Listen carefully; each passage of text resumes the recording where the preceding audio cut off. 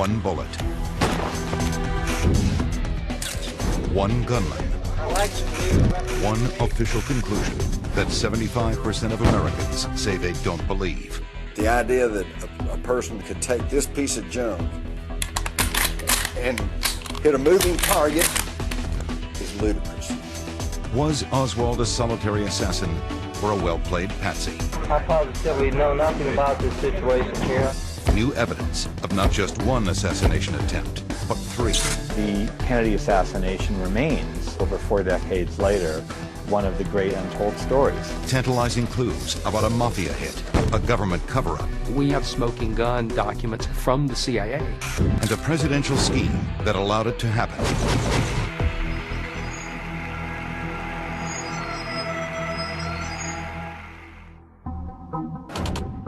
After examining everything from the site of the shooting to the gun itself, the Warren Commission, charged with investigating the assassination of President John F. Kennedy, finds that he was brutally gunned down by Lee Harvey Oswald, a disgruntled ex-Marine with Soviet ties and Cuban sympathies. He acted alone. Today, most libraries have dumped their volumes of the Warren Commission, and for most people, they realize it needs to go on the fiction shelf. Now, authors Lamar Waldron and Tom Hartman lay out in their book Ultimate Sacrifice what they believe is the real story behind the Kennedy assassination. It's a new twist on an old theory. The mafia did it. But the authors insist it was the mob's knowledge of a secret plan by the Kennedys to overthrow Castro that gave the mafia the perfect cover. They were able to assassinate JFK in a way that forced Bobby Kennedy and other key government officials to cover up much crucial information to protect that top secret coup plan. It's a theory that's captured the attention of other JFK assassination researchers. Though they don't all agree with the conclusion, they recognize it's a well-researched scenario. Waldron and Hartman have spent 2 decades poring through thousands of government documents and interviewing key players with revelations to tell. This is their proof. November 22nd, 1963. President Kennedy died at approximately 1 o'clock Central Standard Time, which is about 35 minutes ago. As a country reels in shock and disbelief. 1,000 miles away from Dallas, at a restaurant in Tampa, a celebration is underway. Mobster Santo Trafficante raises his glass and toasts the assassination of John F. Kennedy. For Mafia Don Carlos Marcello in New Orleans, and for Johnny Rosselli in Chicago, it is also welcome news.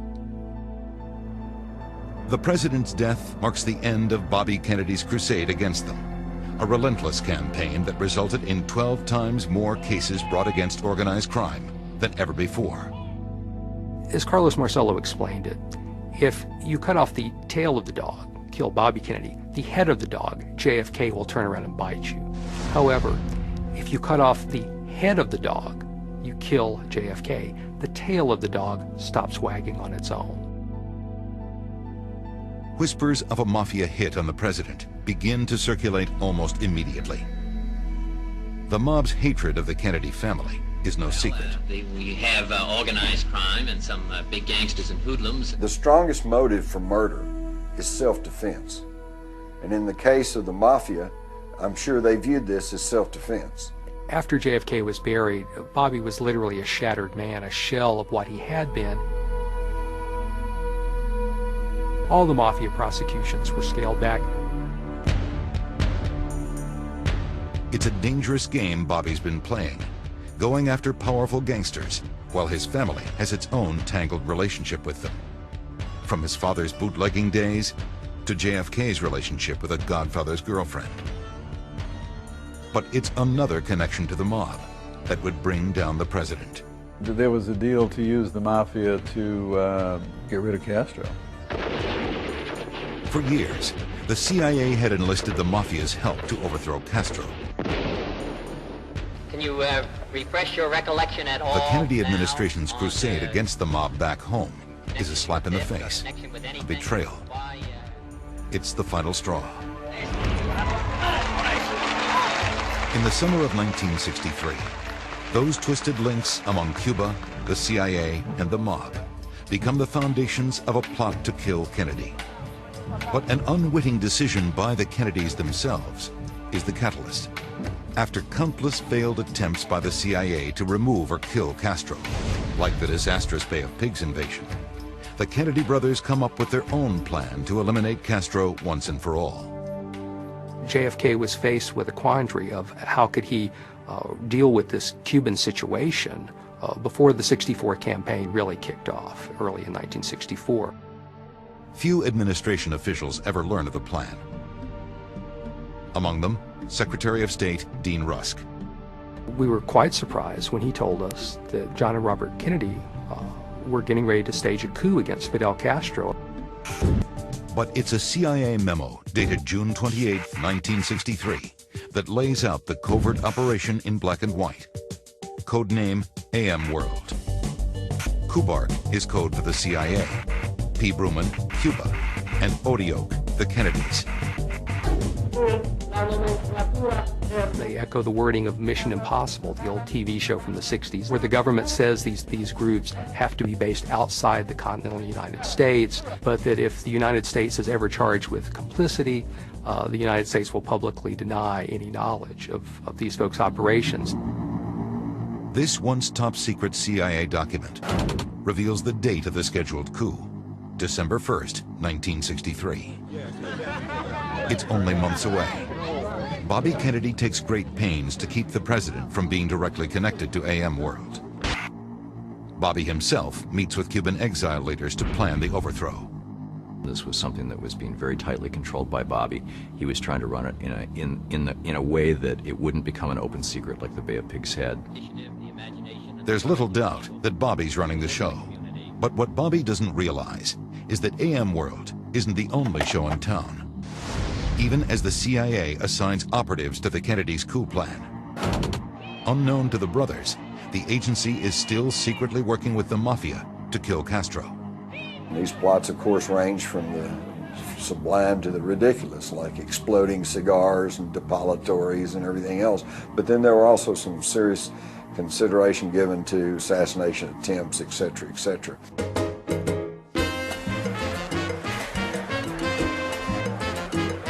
It's a mutually satisfying arrangement for both. The mob has much desired connections to the Cuban underworld, while the CIA turns a blind eye to the mafia's profitable gambling, arms sales, and drug rings there.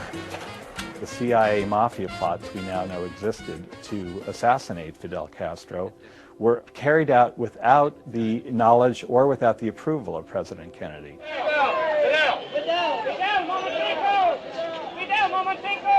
Directing the mob contingent, none other than Santo Trafficante, Johnny Rosselli, and Carlos Marcello. It's only a matter of time before they get wind of the Kennedy coup plan through their CIA contacts. By July 1963, 6 mob associates infiltrate the plan. The CIA has no idea that their mafia collaborators are now players in the president's covert operation. Waldron and Hartman believe they have uncovered the evidence to prove this chain of events really happened. We even have smoking gun documents from the CIA that clearly show where a key Cuban exile leader, in this case Tony Verona, was paid $200,000 by Rosselli's Chicago Mafia in the summer of 1963. But the Mafia realizes it's in prime position for something no one dared consider before. Under the protection of the CIA, in the shadows of a secret coup plan, a presidential assassination plot is born. It appears as though something has happened in the motorcade route. Boston Hospital has been advised to stand by for a severe gunshot wound.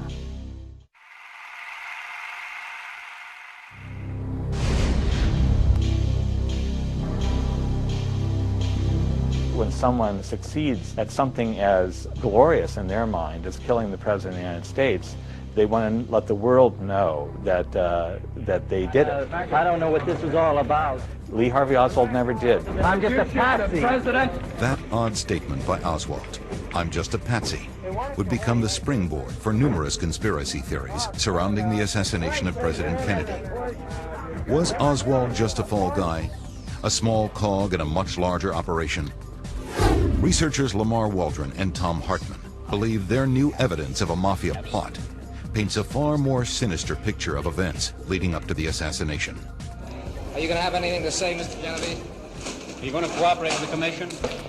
In 1963, Bobby Kennedy's crusade against organized crime is about to provoke a retaliation he never envisioned.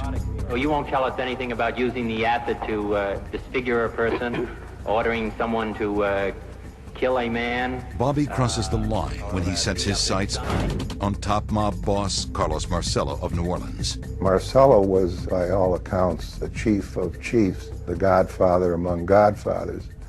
And he often said that if 3 people know a secret and 2 of them are dead, there's no problem. After being subjected to Senate hearings, FBI surveillance, even a deportation to Guatemala, Marcello sneaks back into the U.S., hell-bent on getting rid of Bobby Kennedy. Mob boss Santo Traficante of Tampa is also in the crosshairs of Bobby Kennedy's crusade. For years, he's been hiding in his other mafia kingdom, Cuba. Havana was the #1 source of mafia funds before the Castro regime took power and threw the mafia out of the gambling casinos in Havana. It made Las Vegas look like chump change. Of certain fringe benefits. With the heat on back in the States, and desperate for a return to the glory days in Havana, the mafia chiefs are more than willing when the CIA comes to them for help with those ongoing attempts to oust Castro. And now that the mobsters know about the secret Kennedy coup plan, AM World, they have the cover they need to kill the president with virtual impunity. It would be impossible to thoroughly or publicly investigate JFK's assassination without exposing the plan for a coup in Cuba. If Castro ever got wind of the coup plan, it could lead to another confrontation with the United States, like the Bay of Pigs fiasco and the Cuban Missile Crisis that nearly led to nuclear war. Any assassination attempt by the mob would have to be made before December 1st, the date set for the Kennedys' coup. The perfect scenario: a public place, a tall structure, and an open motorcade. In November 1963, the opportunity presents itself, not once, but 3 times. Not only was there a likely conspiracy in Dallas to kill the president, but earlier in Tampa, Florida, and even before that in Chicago. Mafia sharpshooters would take out the president, but the mob needs someone else to take the fall.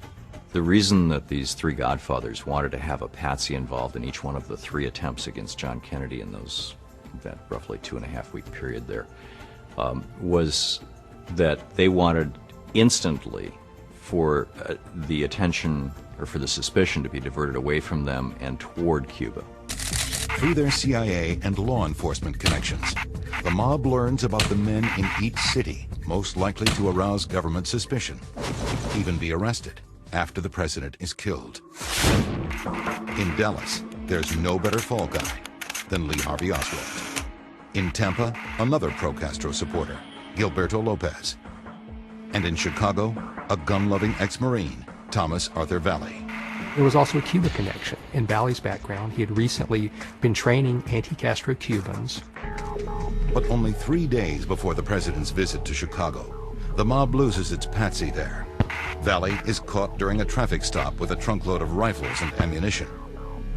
He's arrested, questioned, but never charged. The same day, there's another fatal blow to the mob's Chicago plan. Someone tips off the FBI that a team of hitmen is there trying to assassinate the president. There were supposed to have been 4 men in this particular conspiracy. Secret Service agent Abraham Bolden is on detail in Chicago when the FBI contacts the field office there about the plan to kill the president. What happens next shocks Bolden.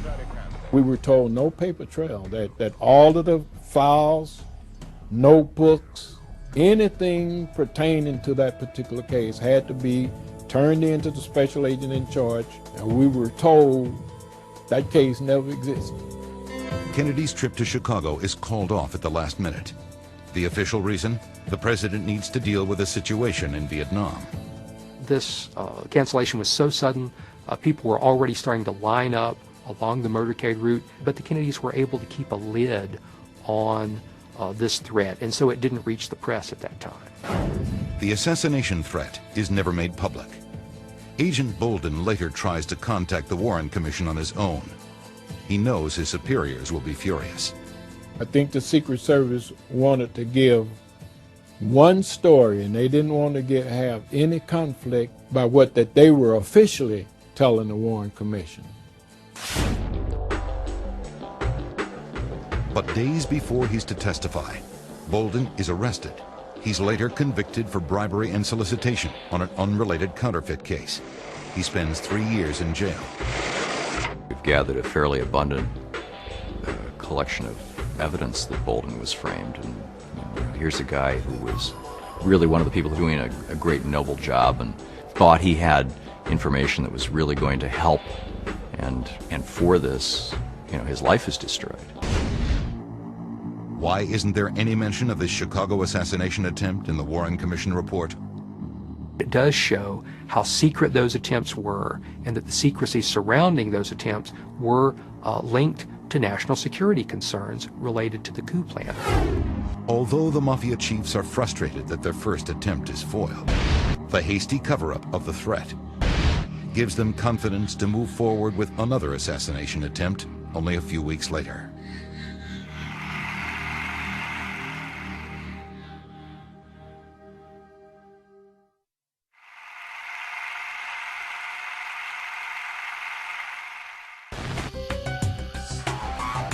An assassination attempt in Chicago, only weeks before Dallas.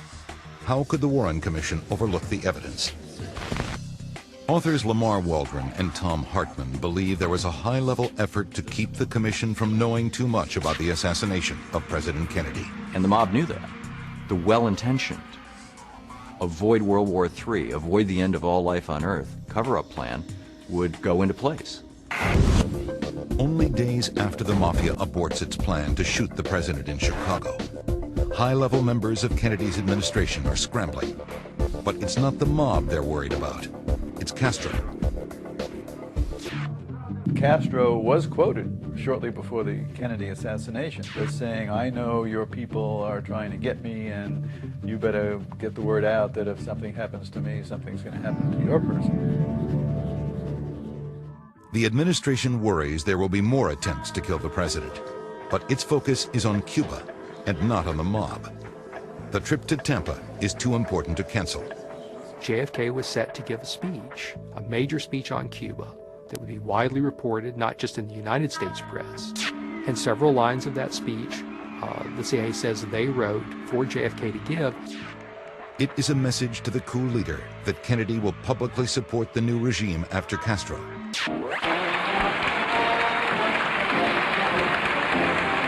But shortly before Kennedy is to arrive in Tampa, the mob's second assassination attempt begins to unravel when rumors about the hit begin to circulate. Law enforcement confirms the plot, but with the president determined to go on with the trip, it's little consolation.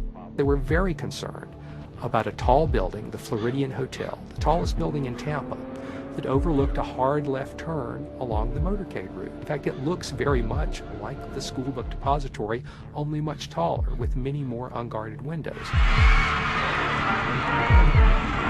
On November 18th, the motorcade proceeds as planned. At one point, the president actually stands up in the open car. This wasn't reckless defiance. This was Jack Kennedy cueing a potential ally in Cuba that, we are with you. I'm willing to take these kinds of risks for you. This is the kind of sacrifice I'm willing to make. Everyone is on edge. Kennedy, police, Secret Service. What they don't know is that Mafia Chief Santo Trafficante has learned of the leak from his police mole. The assassination attempt in Tampa is called off before Kennedy even gets in the car. Ladies and gentlemen, the President of the United States. The rest of the president's trip goes as scheduled, much to the relief of the Kennedys and to the frustration of the mob. There is only one chance left to kill the president before the coup plan goes into action. Dallas. The day of the president's arrival, Mafia chief Johnny Rosselli suddenly disappears from FBI surveillance. 4 unconfirmed reports from mob informants place Rosselli in Dallas on November 22nd, 1963. I don't think he was going to grab a gun and run out in the street and shoot Kennedy if it didn't work, but he was going to make sure nobody screwed anything up. And there's someone else in Dallas, a nightclub owner with a much greater role in the assassination than the government ever lets on. Jack Ruby had been a low-level gangster figure in drugs and prostitution and other unsavory areas for many decades. Suddenly, Ruby gets a mysterious down payment of $7,000 and starts talking about a move to the richest part of town. He was paid off by associates of Jimmy Hoffa, the corrupt Teamster boss, who was himself deeply connected to the Mafia, just weeks before Dallas. So that again raises all sorts of questions about why Ruby was receiving this payment so close to the assassination. How could this lowly mob soldier become key to the plot to kill the president? Ruby is the mob's insider at the Dallas Police Department, a man with long-standing friendships with many officers in the force. But he's more than the mob's eyes and ears. If Oswald is arrested for the assassination, it's Ruby's job to take him out. The theory is that because he was able to slip in and out of the police department at will, he'd be a good guy to hire to kill Oswald. No one else but Ruby could possibly get close enough to kill Oswald after he's taken into custody. I positively know nothing about this situation here. On the morning of November 22nd, thousands line the presidential motorcade route in Dallas. The president rides with the First Lady and Texas Governor John Connally and his wife. There was not an active threat in Dallas. The Secret Service thought they could breathe a sigh of relief, as did JFK. So people had to some degree let their guard down in Dallas. The motorcade begins at noon. By 12:30, the line of limos approaches the intersection of Houston and Elm Streets in downtown Dallas, Dealey Plaza. It's a hard turn onto Elm. The cars slow to a virtual crawl. Suddenly, a burst of gunfire scatters pigeons and sends onlookers ducking for cover. In less than 6 seconds, a president is fatally gunned down. The number of shots and the direction that they came from will be hotly debated for the next 40 years. Lee Harvey Oswald's rifle. This is an exact duplicate. The idea that a person who can only qualify by 2 points at the lowest rung of the military's weapons proficiency test could take this piece of junk and hit a moving target and find his sight picture in 5.6 seconds is ludicrous. Were you in the building at the time? Naturally, if I work in that building, yes, sir. Back up, man. There is no doubt Lee Harvey Oswald is in the Texas School Book Depository overlooking Dealey Plaza that day. And the rifle used to kill the president belongs to Oswald. But does he fire the weapon? Or is Oswald set up to take the fall?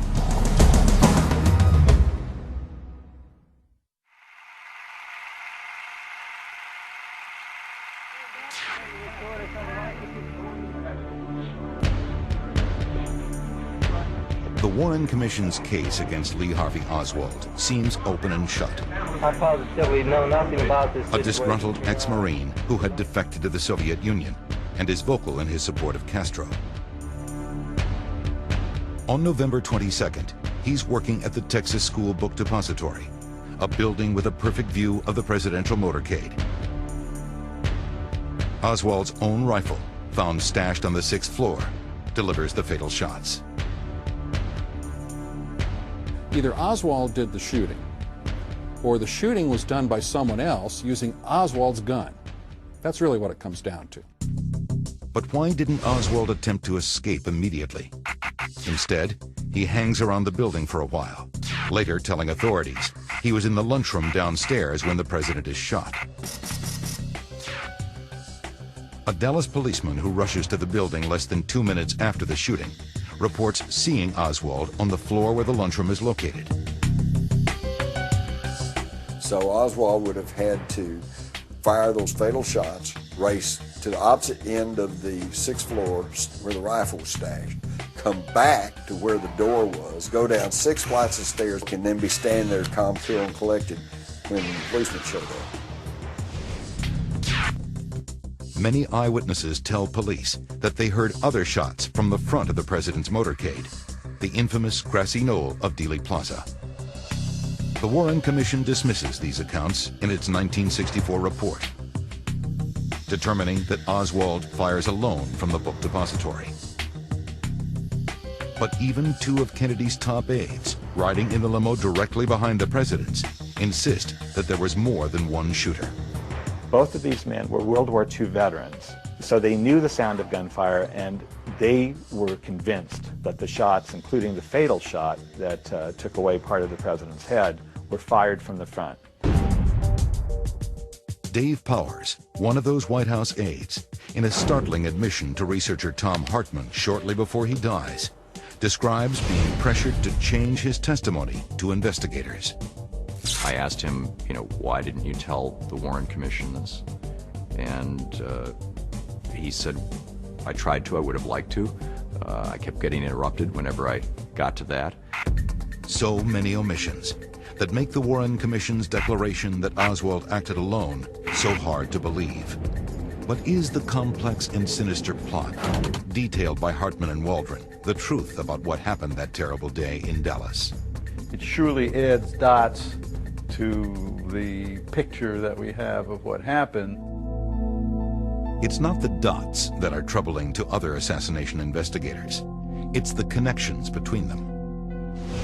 To believe that the mob could infiltrate the Kennedys' secret plan to oust Castro, you must first believe such a plan was actually going to happen.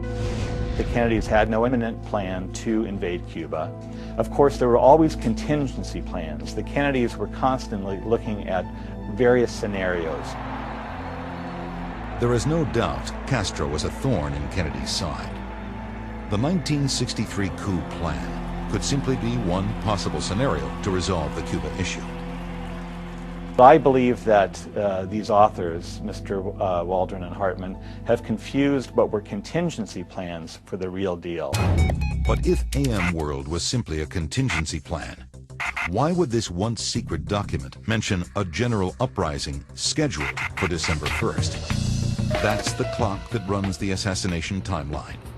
The mobsters knew they had to get Kennedy before the coup, or their leverage would be gone. The idea that this was going to culminate in on December 1, 1963, it's based on a reading of a single document where somebody says, we're going to do something soon, and attaches a date to it. There's no other basis for saying that something big was going to happen on that date. And there's lots of evidence that it wasn't going to happen. But not all evidence needs to be in black and white to suggest the plan was in motion. AM World was not a contingency plan. AM World was an active operation.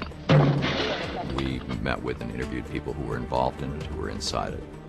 If there was such a plan, why did none of Kennedy's top advisors, including Secretary of Defense Robert McNamara, know anything about it? They believe that even someone as high in the government as the Secretary of Defense didn't know about this very imminent U.S. invasion plan. I think that's preposterous. Perhaps it wasn't a question of who would be told about the plan, but when. There is a memo in which it appears that a meeting was going to be called involving people like McNamara and Secretary of State Rusk, who had not been told that all this planning was for a real coup plan. That meeting was to be held 3 days after JFK went to Dallas. But if all that's true, could the mob really have pulled off the ultimate hit? The mafia wasn't capable of the kind of political calculations that are being imputed to them in the book. the mafia figures come off like Washington insiders, believing they can cover up their involvement in the assassination, since an investigation could expose the Kennedys' Cuban coup plan and ignite nuclear war. Their view of the mafia is some awesome hybrid between Tony Soprano and Henry Kissinger. But the mob's vast empire and connections to the political world are testament to their power. These guys were running business empires that rivaled General Motors. I mean, they were not Hicks from Sicily. And then there's this. If Kennedy did have a plan to topple Castro, the mobsters would never want to stop it. They'd welcome it. Havana was a huge source of income for the mafia. They were desperate to get back there. Why on earth would the mob kill President Kennedy on the eve of the U.S. government's plot to get rid of Castro? That just doesn't make sense to me. It doesn't make sense if Havana was the mafia's only gold mine. But it wasn't. Cuba was small potatoes. They were doing very well in other places. They were building an empire in the Bahamas. They had infiltrated Las Vegas.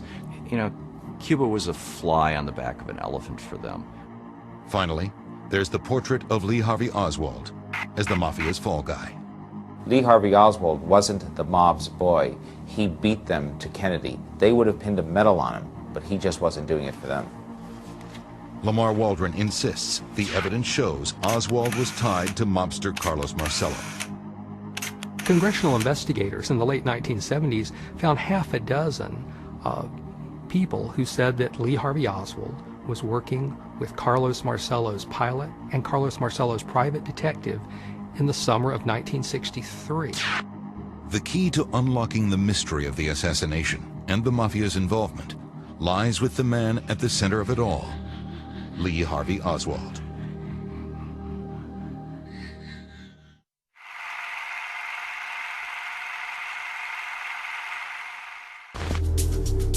(1:50 p.m., November 22nd, 1963. A pale, skinny 24-year-old is arrested at a Dallas movie theater. I'd like some legal representation. He'll soon explode into history books as the man who killed JFK. But is Lee Harvey Oswald really the mafia's patsy in its plot to kill the president? I'm just a patsy. Military intelligence concluded that Oswald was incapable of doing the actual shooting or of masterminding the assassination. He was essentially what he said that night at the police station, that he was just a patsy. But the mafia assassination theory may have a serious flaw.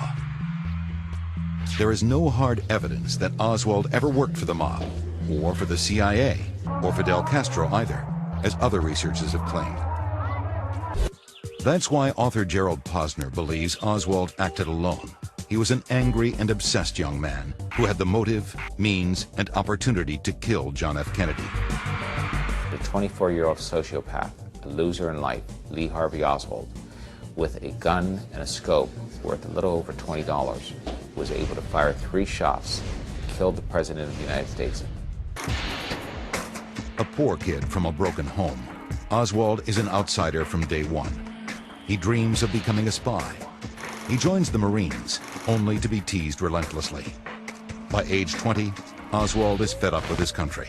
He's going to defect to the Soviet Union, the arch enemy of the United States, in 1959.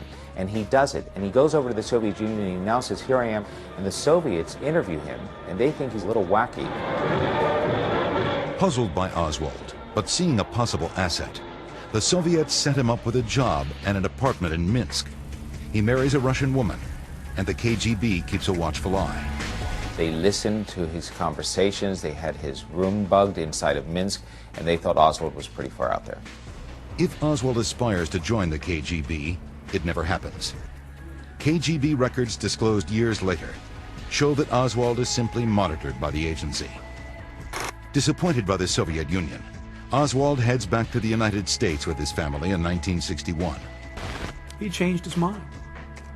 He essentially begged that he change his mind. I really didn't give up any secrets, and please let me come home. And they did. But his Russian adventure does not go unnoticed by the FBI.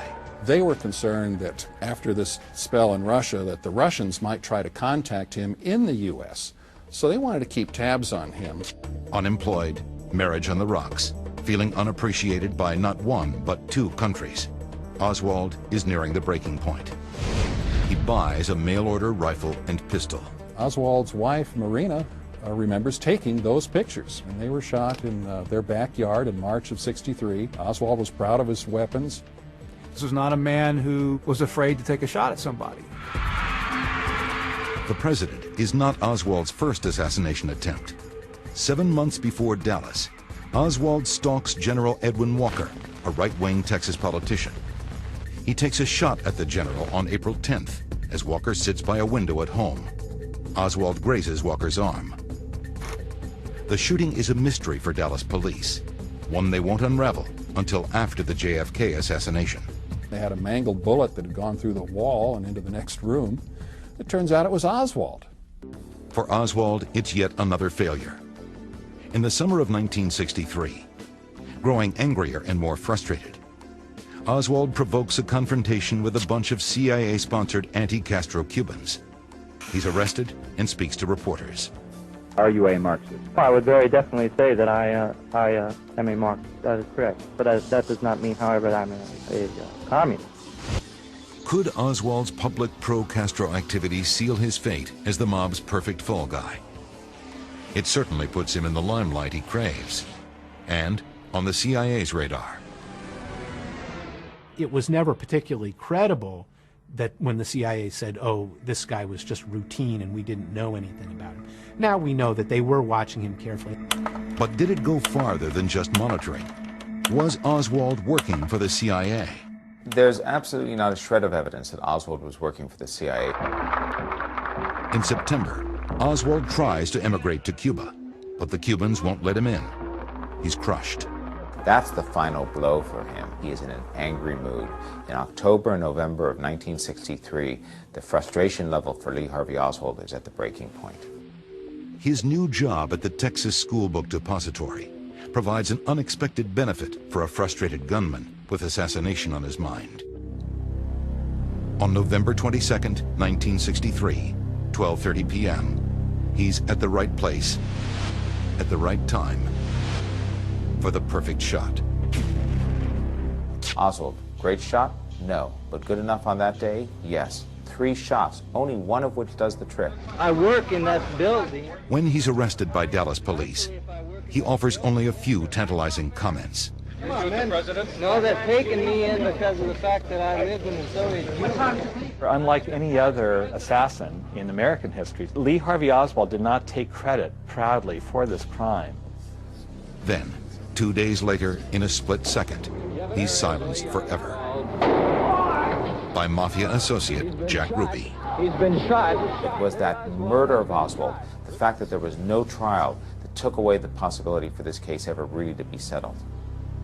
Oswald takes his secrets to the grave, never admitting a connection to the CIA, the mob, or anyone else.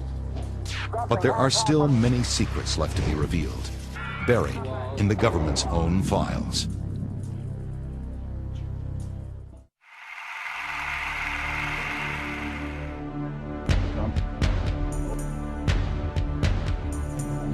It can often be hard for the public and even officials to sort out the real from the unreal when it comes to the JFK assassination and all the different conspiracy theories. Lamar Waldron and Tom Hartman hope that what makes their version of events the definitive one is not just the theory they put forward, it's what's behind it. Their 17 years of research through thousands of documents. What we saw, the willingness to participate in releasing records with regard to the Kennedy assassination that was part of a larger notion that government should be open. Yet the government may not have released those documents for another 20 years if it weren't for a powerful lobbying force, Hollywood. I do hope the film stirs up some new thought and provides some new insight. In 1991, filmmaker Oliver Stone's conspiracy drama JFK caused an uproar with a public already suspicious of the government's version of the assassination, and brought the resurgence of other theories, such as a plot by the Mafia to kill the president. What Oliver Stone portrayed to the American public through his film, while maybe not 100% ground truth, is much closer to the truth than the fairy tales we've been getting from the government. The cry from the American people was loud and clear. open the files, as Stone himself even testified on Capitol Hill. The stone wall must come down. As a result of Stone's film, Congress passed the Assassination Records Collection Act of 1992. A panel was convened to evaluate thousands of files and declassify them. You have to say this, if it weren't for the film, we wouldn't have 6 million pieces of paper that we have today. So whatever the view of the movie is, he did us a service. Despite the wealth of new documents available in the last decade, only a handful of researchers have dived in. It's not good enough to say that it's the land of kooks and conspiracy freaks and we're not going to go there. You should go there, because most of the American people, a decisive majority, continues to believe there was a conspiracy behind the death of their president. Still, some investigators doubt the JFK mystery will ever be solved. There are many researchers who cling to the hope that at some point we'll pry a document out of government archives that will pretty well lay it all out and will settle the matter, you know, for once and for all, but I'm not one of them. 1 million more pages of documents still lie buried away in government vaults, and they won't see the light of day for another decade, if ever. Within those pages, perhaps the evidence that will prove or disprove the mob hit scenario. A theory fueled by the deaths of prominent mafia figures who died before they had a chance to reveal what they might know. Johnny Rosselli, after being subpoenaed to testify before the House Select Committee on Assassinations, his chopped up body was discovered in an oil drum in Biscayne Bay. And you have Ruby dying of cancer in his jail cell in Dallas saying, bring this Chief Justice down here, I've got to talk to him, I've got to tell him something that he needs to know. Without that testimony, the government's remaining secret files become even more crucial. A government official admitted that over 1 million CIA files related to the assassination are still secret, presumably until 2017, when all the documents are finally supposed to be released. Washington Post online reporter Jefferson Morley is suing the CIA to get its documents on Lee Harvey Oswald. Documents that for years the agency denied even having. Those records exist, the CIA has them, and they're fighting in federal court today, 42 years after the fact, saying we don't need to share everything we know about the Kennedy assassination. Who knows what bombshells may be in those still hidden files? If we are to know the full story about what happened to John F. Kennedy in Dallas, we need to have all those documents. The government may hold all remaining assassination documents until 2017. But JFK researchers are pressuring for their release now. In the book, we call for a truth commission, just say, let's get this stuff out. Let's just lay it out and look at it. In our mind, a good starting point is let's just open the doors on this stuff. With those doors open, researchers and historians may finally solve the mystery of that dark November day in 1963.